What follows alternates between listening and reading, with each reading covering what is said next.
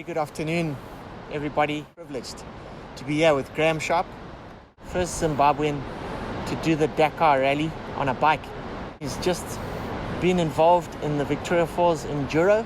Graeme, thanks very much for spending time with me today. You're very welcome, Luke. Nice to be here. Always a privilege to come back to the falls, one of my favorite places. And my Dakar journey started at the last Vic Falls Enduro, the last full one we had pre-COVID. So it's a nice way to close the loop in a way. And at the same time, kick off another Dakar adventure for two others. So, yeah. Magic. Now, whilst we're on the Enduro and we're here in the falls, this year it's been extremely well supported by riders, but also, we were out there watching you guys yesterday, and a lot of people. Must have been pretty exciting having some hometown support, but also I believe it was quite challenging course. Yeah, I think it was a fantastic event. I think it's 9 years that Ian and his team have been running it now. There's nothing to fault about the marking.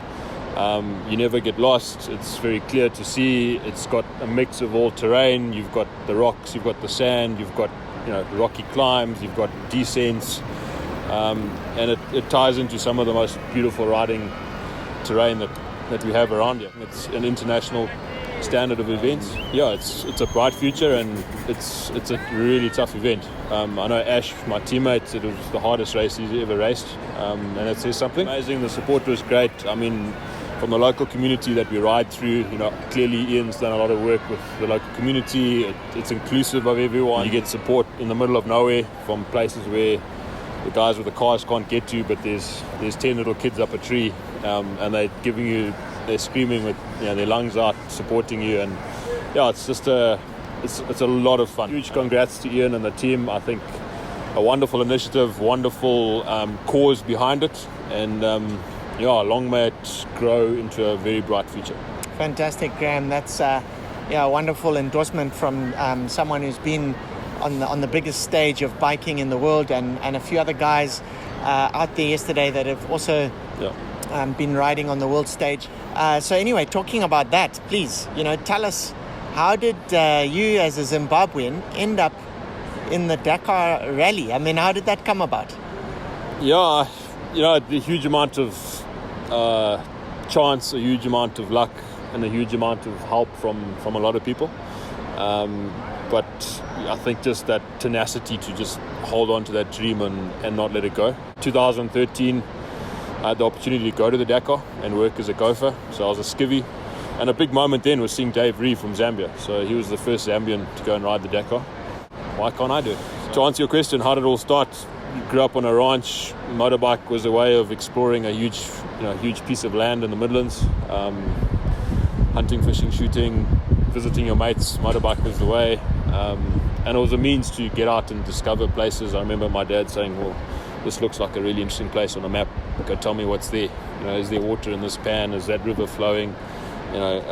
Is that Marshall Eagle got chicks? Is that a pair of jackal? Are they denning near the airstrip? It was always a motorbike found its way into getting from A to B, and it was just a tool. Come back from school holidays, first thing you wanted to fire up before you even got out of your uniform was a motorbike. So then moving from the ranch in the Midlands to Kariba, I think my dad said, look, if you're going to stick around in Kariba, you need to get away from the bars and the boats and all that nonsense. So buy your motorbike and go and explore and tell me about the wilderness. So age of 14, I got my first bike. It was way too big for me. My dad didn't know any better. He just said it'll be character building.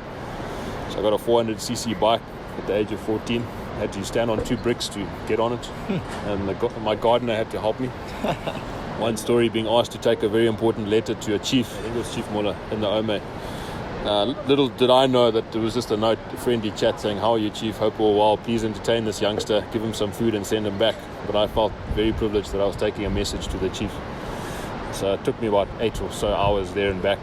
Got chased by lions, ran into elephant, couldn't start the bike, in tears multiple times, but just carried on going, So that sense of never giving up, I think, started from a young age, and then that's really what got me through Dakar. It's just, if you want something hard enough, go for it. I feel like we could talk for days about the stories that you've had growing up, and obviously those are things that conditioned you for such an amazing race. Would you mind sort of maybe reliving some of those tough moments. You know, I think you've mentioned that at some stages you feel like, hey, I just press the button and call the helicopter, get me out of here. Dakar's a cruel mistress. It doesn't treat anyone with any special favour or care. So it's a gambling game. You know, the numbers speak that every day 6 of you are out.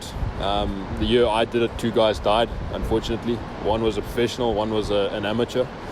So you know these things before you go there, but it's not called the toughest motorsport or endurance race in the world for a reason.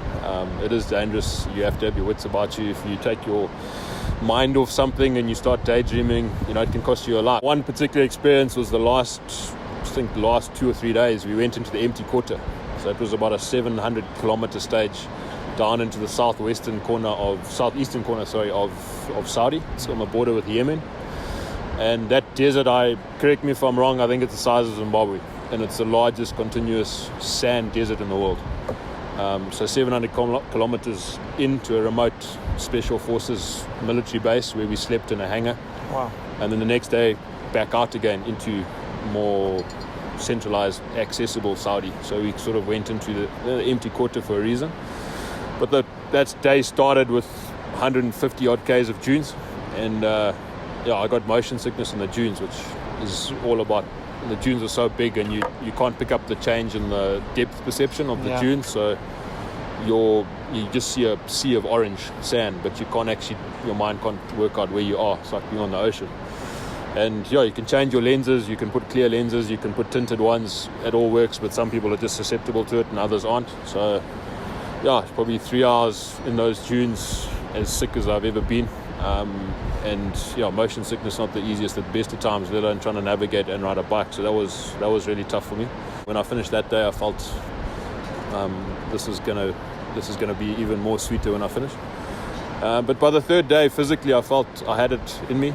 It was just the cold was probably the hardest thing overall. A lot of people think the desert is hot, but we rode in winter, but it's negative 2-3 degrees in the morning, and you're on a bike for 4 hours at 120 k's an hour, starting at 3 o'clock. So you got to fight the sleep, because by day 8 or 9 you're so sleep deprived, and you've been burning 7,000 calories a day. So the body just says, what am I doing here? At the end of every day you think, I can't start tomorrow. The body won't start. But it's amazing what a good sleep does, and a good meal, 24-hour pasta station, just load up the carbs, early night sleep. I luckily finished every day in the daylight, which was good. I wasn't out there in the dunes getting lost at night. We started 214 odd bikes in that category, and we finished 96. Luck favoured me as well. I had some lucky offs where I didn't hurt myself too badly. Riding at 145, 150 k's an hour over a sand desert it gets your eyes watering, and you get pretty nervous. Yeah, at the end of that, the sense of satisfaction must be just incredible. A race like that changes you as a person. In numerous ways. I think the first, things that were scary and seemed impossible now, I remember even to now, I think something seems hard. I think, well, you did the Dakar. So what's the problem? Stop making excuses and give it a crack. By day 5, you know who you are, and the Dakar knows who you are. It's one of those events that rips open the person you are and says, right, what's at your core? What makes you tick? It was an amazing experience, and one I will cherish forever. I mean, the small fraternity of guys who finished it is like a brotherhood, and everyone knows you can shake someone's hand. He's done the Dakar. You almost pick it up, immediately. There's something about that experience you've both mutually shared doing a Dakar. You both know you've been exposed, and you've stood the test. There you have it. I mean, you want to do the craziest thing you've ever done in your life? Get on a bike and ride through the empty quarter. Yeah. But Graeme's testament that you can come through it, and of course he's a Zimbabwean blood, and you've inspired a few young Zimbabweans to sort of follow in your footsteps, I believe. Yeah, so a big part of my experience was when I stood on that finisher's podium and I had that medal. I just thought, man, this feeling is intoxicating. Like, it's such a overwhelming sense of accomplishment and emotion. It's something that you have to pass the baton on to someone and say, dude, you got to go experience this. It's the hardest but the most rewarding thing you'll ever do. So I came back and I thought, it's important for me that I open the door to other Zimbabweans. There's two guys, the Thixton brothers. They sort of household names in Zimbabwean motocross. They've raced for a long time, from the age of 3 or 4. Won at multiple levels nationally and across African championships. So, riding ability-wise, they're 3 times better than I was when I started my Dakar journey, just because they've lived on a bike their whole life. I was a farm boy who rode for adventure and fun. They were doing it competitively, so they've got the racing mindset.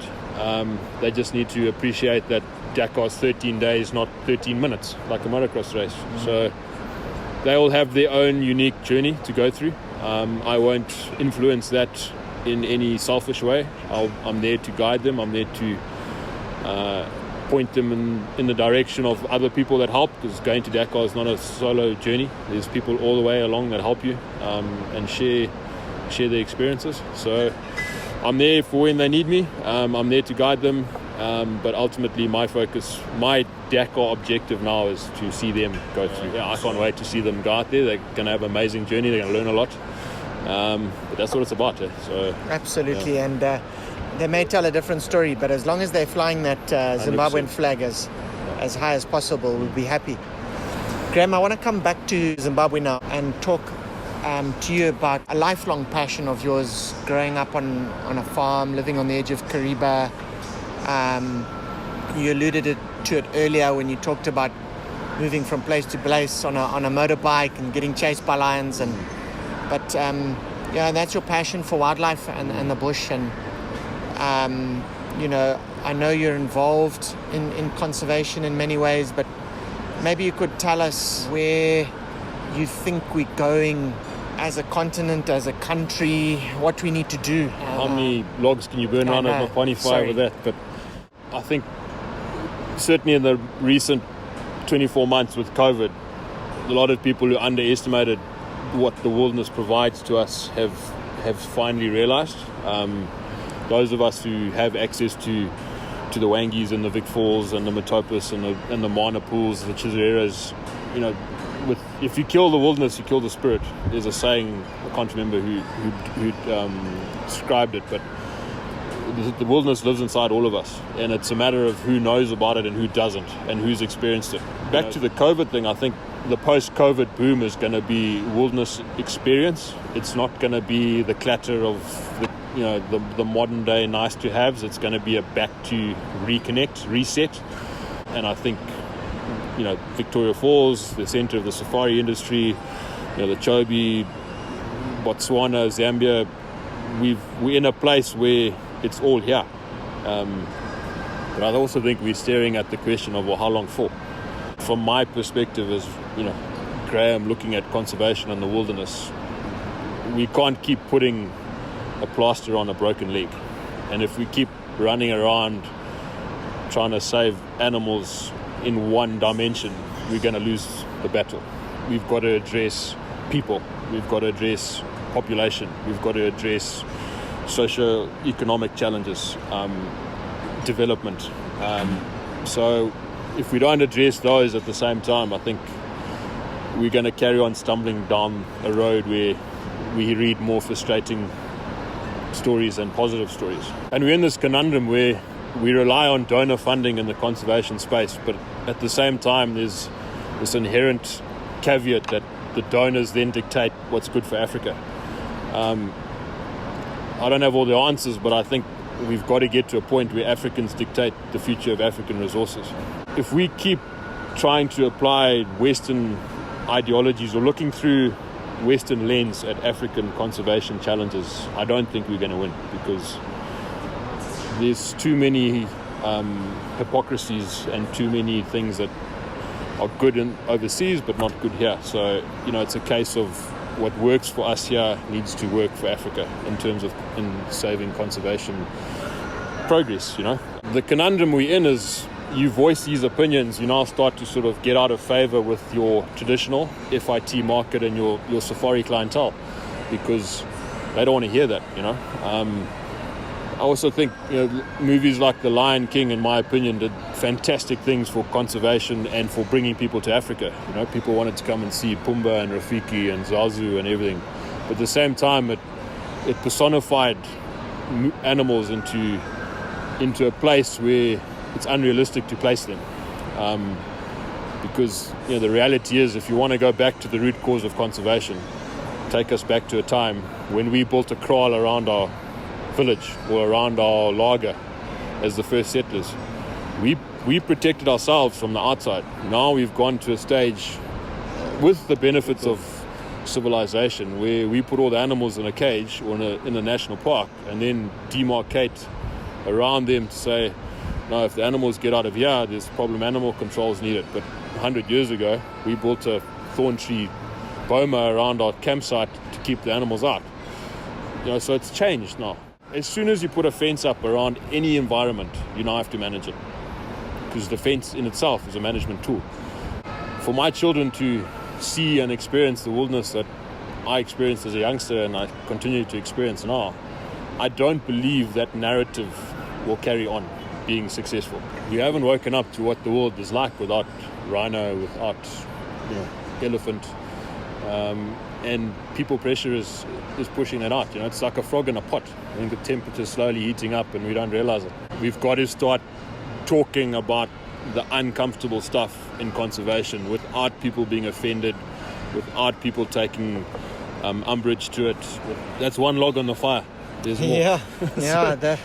We could burn many logs, and I resonate so much with everything that you're saying there. And a big thanks to Lookout Cafe for hosting us here with their amazing views, and I might just take the opportunity on behalf of the Victoria Falls community to thank you.